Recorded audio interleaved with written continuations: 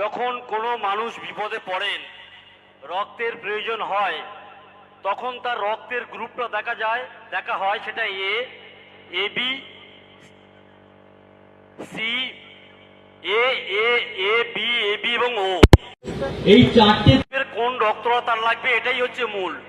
তিনি তৃণমূল, তিনি বিজেপি, তিনি সিপিএম, আরএসএস, অমুক তমুক, এই গল্প তার মধ্যে থাকে না। কিন্তু দুর্ভাগ্যের হলেও সত্যি, ঠিক বর্তমান সময় দাঁড়িয়ে এই মতাদর্শগত রাজনৈতিক ব্যাধিটা এমনভাবে সমাজের প্রতিটা কর্নারে কর্নারে ঢুকেছে। আজকে আমাদের যে হিন্দু মুসলিমের যে সাম্প্রদায়িক সম্প্রীতি, যে মানুষে মানুষের যে মানবিক সম্পর্ক আজকে বিপদের মুখে। আমরা আজকে কথা বলতে ভয় পাই। আজকে আমি সিরাজের সাথে কথা বললে, মালিকের সাথে কথা বললে, আইজার ভাইয়ের সাথে কথা বললে আর একজনের মনে খুব উৎসুক হয়, তিনি রাত্রে ঘুমাতে পারেন না। তার মনটা ইড়বিড়ি শিরশির করে, যেখানে কি কথা হলো এটা জানবার জন্যে। যদি জানতে পারে ভালো, তাহলে তার একটা প্রতিক্রিয়া আছে, না জানতে পারলে চেষ্টা চালিয়ে যায়, সেখানে সিআইডি আইবি যা আছে সব লাগিয়ে দেওয়া হয়। এটাই হচ্ছে বর্তমান সমাজ ব্যবস্থা। আমি পরিষ্কার কথা বলে দিতে পারি, যেটা আমাদের প্রত্যেকের অনুধাবনের মধ্যে থাকার কথা। এই আমরা যারা কিছু কাজকর্মের সঙ্গে, সরকারি কাজকর্মের সঙ্গে যুক্ত থাকি, তিনি পুলিশ কর্মী হতে পারেন, তিনি প্রশাসনের কোনো জায়গা থাকতে পারেন, তিনি শিক্ষক হতে পারেন।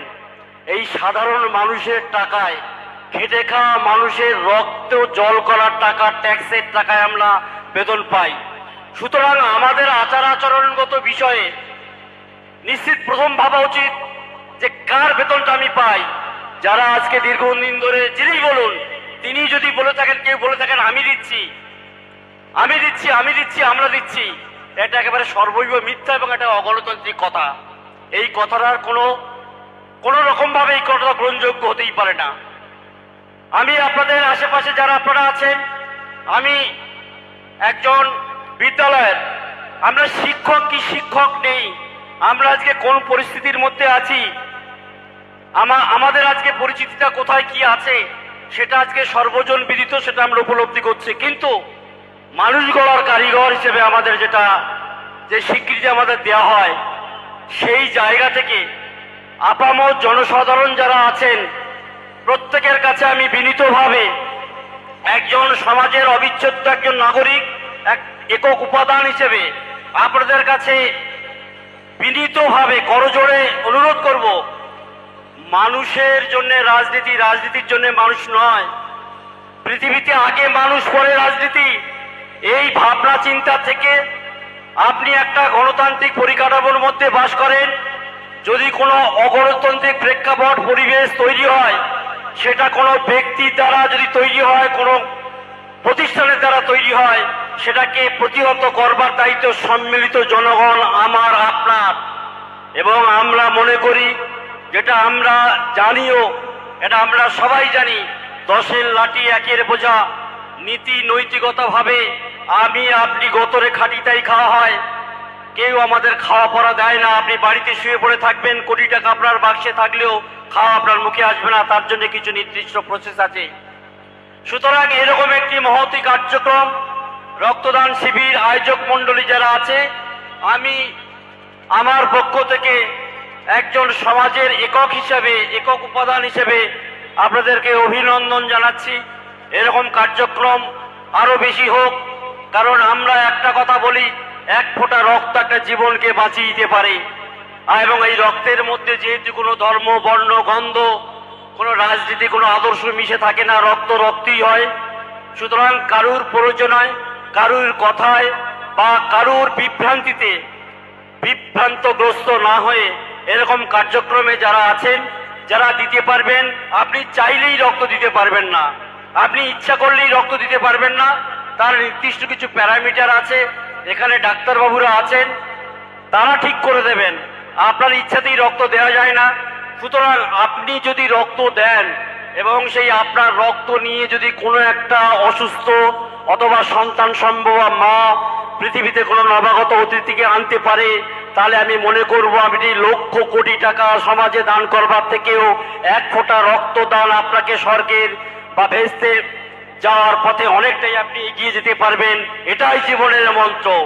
আপনি হযরত মুহাম্মদ বলেন, আপনি রামকৃষ্ণ বলেন, আপনি স্বামী বিবেকানন্দ বলেন, আপনি এপিজে আব্দুল কালাম বলেন, প্রত্যেকের একটাই কথা, সবার উপরে মানুষ সত্য, তাহার উপরে নাই।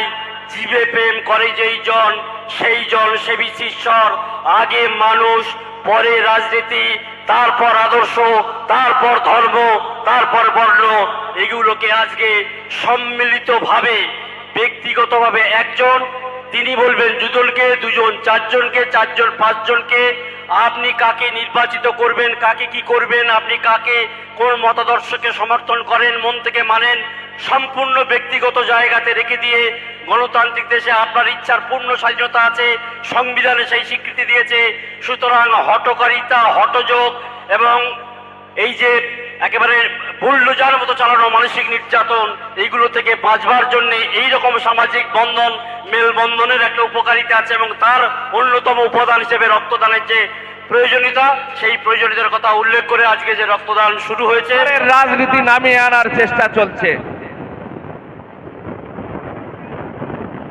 যখন মানুষ খাদ্য, বস্ত্র, বাসস্থান, তার মাথার উপরে ছাদ, এই নিয়ে চিন্তিত, প্রতিদিনের রোজগার করে সংসার চালাতে হিমশিম খেয়ে যাচ্ছে, হিসাব চিন্তা যাতে মানুষ ভুলে থাকে, সরকারের কাছে তার দাবি দাওয়া আদায় করার জন্য কথা না বলে, তার জন্য বলা হচ্ছে যে তোমার ধর্ম বিপদে। দেশের প্রতিটা স্তরে বলিষ্ঠ নেতৃত্ব থাকা সত্ত্বেও আজকে মানুষকে এইভাবে বিভ্রান্ত করা হচ্ছে। আসল প্রয়োজনটাকে মানুষকে ভুলিয়ে দিতে চাইছে। আমরা কোথায় আছি? এই ভারতবর্ষের ঐতিহ্য, কৃষ্টি, কালচার, গোটা পৃথিবী যাকে বিনম্র শ্রদ্ধা জানায়, যে পৃথিবীর মিলন ক্ষেত্র হচ্ছে ভারতবর্ষ, যেখানে বিভিন্ন ধর্মের মানুষ, বিভিন্ন ভাষার মানুষ, বিভিন্ন খাদ্য অভ্যাসের মানুষ, বিভিন্ন ধর্মের মানুষ একসঙ্গে মিলেমিশে ফেডারেল স্ট্রাকচারে তারা বসবাস করে, নিজেদের মধ্যে কোনো বিভেদ বিসংবাদ নেই। সেটাকে ভুলিয়ে দিতে চাইছে। এরা প্রতিনিয়ত একটা সম্প্রদায়ের উপর আক্রমণ করার চেষ্টা করছে। বাবরের বংশ, বাবরের জাত, বাবরের সন্তান, এইসব বলে দাগিয়ে দেওয়ার চেষ্টা করছে। আসল ভারতবর্ষের ইতিহাসটাকে সম্পূর্ণভাবে কালিমালিপ্ত করার চেষ্টা করছে। আজকে ভারত কোটি কোটি মুসলমান সম্প্রদায়, এরা কোথায় থেকে এসছে? না, এরা বাবরের সম্প্রদায় নয়, এরা আমির শাহী থেকে কেউ আসেনি। এদের জন্ম এই ভারতবর্ষে। ভারতবর্ষের পিছিয়ে পড়া সম্প্রদায়ের একটা বৃহত্তম অংশ হচ্ছে ভারতবর্ষের মুসলিম। এটাকে ভুলিয়ে দেওয়ার চেষ্টা করলে হবে না। আমাদের রাজ্যের একজন অন্যতম নেতা সুকান্ত বাবু কি বলেন, যে মুসলিমদের অত্যাচারে হিন্দু হয়েছে, আর তারা নাকি শক্তভাবে দাঁড়িয়েছিল বলে তারা পরিবর্তিত হয়নি। এই মিথ্যা বুজরুগি আর কতদিন চালাবেন? ভারতবর্ষের মনুবাদী সম্প্রদায়ের মনুবাদী চিন্তা ভাবনার জায়গায় থেকে পিছিয়ে পড়া হিন্দু সম্প্রদায়ের উপর অমানবিক অত্যাচার হয়েছে। সেই অত্যাচার থেকে বাঁচার জন্য এখানকার মানুষ লাখে লাখে ধর্ম পরিবর্তন করেছে। এই কথাটাকে ভুলিয়ে দেওয়ার চেষ্টা চলছে। কোনো মতে এই কথা ভোলানো যাবে না। এখানকার সবই মানুষের ডিএনএ টেস্ট করলে আপনি দেখতে পাবেন যে এদের পূর্বপুরুষ হাজার হাজার বছর আগে একই সম্প্রদায়ের মানুষ ছিল। আজকে কিভাবে এখানে এই বিদ্বেষ তৈরি করার চেষ্টা চলছে? এটা অন্যতম কারণ হচ্ছে ক্ষমতা, ক্ষমতা, ক্ষমতা, ক্ষমতায় টিকে থাকতে হবে। এদের যে প্রতিশ্রুতি তা কোনোটাই কাজে আসেনি। ভারতবর্ষের কোটি কোটি অর্থ যারা আত্মসাৎ করে বিদেশে চলে গেছে, বিদেশে কালো টাকা ভারতবর্ষে আনা তো দূরের কথা, ভারতবর্ষের টাকা লুট করে বিদেশে চলে গেল, তাদের সিকিউরিটি দিয়ে তাদেরকে বাইরে পাঠিয়ে দিল। এসব ভোলানোর জন্য এই চক্রান্ত। আমরা ভারতবর্ষ তথা পশ্চিমবঙ্গে কি দেখছি? 26,000 চাকরি চলে গেছে। ভাবতে পারেন যে করুণ পরিস্থিতি। তাদের বউ বাচ্চা এখন হয়ে গেছে, তাদের সংসার কিভাবে চালাবে ভাবলে আপনার চোখ দিয়ে জল এসে যাবে। কিন্তু তাদেরকেও বিপদে চালিত করার একটা অংশকে চেষ্টা করছে, যারা অন্যায়ের বিরুদ্ধে প্রতিবাদ করছে, যারা ন্যায় পাওয়ার জন্য লড়াই করছে, তাদের অফিস ঘেরাওয়া করে তাদের উপর হামলা করার প্ররোচনা দেওয়া হচ্ছে এই শাসক দলের পক্ষ থেকে। কোথায় দাঁড়াবেন আপনি?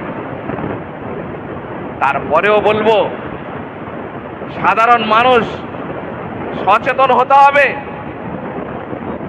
আপনাকে বুঝতে হবে কি হচ্ছে, কি চলছে, কি করতে চাইছে। আপনাকে রাস্তায় আসতে হবে, প্রতিবাদে মুখর হতে হবে, নইলে আপনিও রেহাই পাবেন না এই অন্যায়ের হাত থেকে। সরকারি ভাবে যে অন্যায় সংগঠিত করা হচ্ছে, এখান থেকে আপনাকে বাঁচতে হলে আপনাকে রাস্তায় আসতেই হবে, প্রতিবাদে সামিল হতে হবে। আপনাকে বুঝতে হবে আপনি অন্ধকারে আর কতদিন থাকবেন, আর ভুল বুঝে কতদিন থাকবেন। নিজের বিবেক বিবেচনা দিয়ে বিশ্লেষণ করা শিখুন।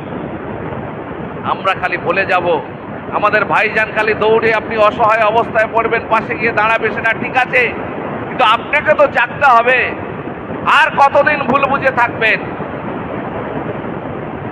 এই যে পরিস্থিতি এই মুহূর্তে চলছে, শুধু সরকার টিকিয়ে রাখা আর ক্ষমতায় টিকে থাকা, আগামী দিনে ক্ষমতায় আসা, এই সবকে কেন্দ্র করে নোংরা জঘন্য রাজনীতিতে লিপ্ত হয়েছে। এখান থেকে সাধারণ মানুষকে বেরিয়ে আসতে হবে। আমি এখানে আপনারা যারা এসছেন এত গরমের মধ্যে, তারপরেও যারা রক্ত দিচ্ছেন তাদেরকে ধন্যবাদ জানাই। একটা বিশেষ পরিস্থিতিতে কাশ্মীরের জঙ্গি হানা, ভারতবর্ষের সাম্প্রদায়িক জিগির, এই সব কিছুকে আমাদের প্রতিহত করার উদ্দেশ্যে আমরা গোটা রাজ্য জুড়ে এই ধরনের মানুষের মধ্যে মেলবন্ধন তৈরি হয় এরকম অনুষ্ঠান আমরা বেশি বেশি করে করার প্রচেষ্টা গ্রহণ করেছি। আগামী দিনে এই কাজ আমরা আরো বেশি বেশি করে করব। আপনাদের ভালোবাসা আমরা পাবো, এই আশা ভরসা রেখে সবাইকে সংগ্রামী অভিনন্দন জানিয়ে আমি আমার কথা এখানে শেষ করছি। ইনকলাব জিন্দাবাদ, আইএসএফ জিন্দাবাদ, আমাদের প্রিয় নেতা নওশাদ সিদ্দিকী জিন্দাবাদ।